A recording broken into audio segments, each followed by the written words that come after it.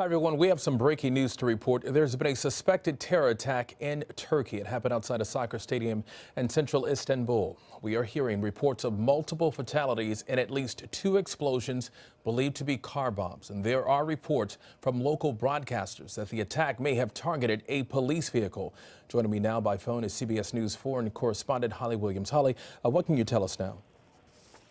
DeMarco, the Reuters news agency is now quoting an anonymous security source here in Turkey saying that at least 13 people have been killed. I would stress we have no official confirmation of that at this point.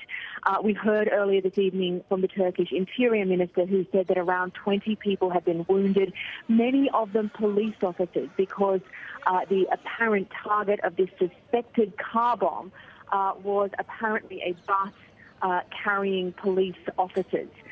So we still don't know if officially people have been killed by this suspected terror attack, but certainly the pictures that we're seeing on local television show devastation at the scene of this blast, which was outside a soccer stadium in central Istanbul. Those pictures show a car in flames, other vehicles damaged, and a lot of ambulances and police officers at the scene.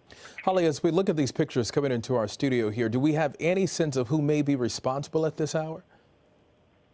At this hour, no one has claimed responsibility that we know of. And of course, the big question, though, is who carried it out. And I think that suspicion will fall on 2 different groups. First of all, ISIS, which earlier this week released an audio recording calling on its followers to attack Turkish interests, security, military, the media, any other Turkish interests.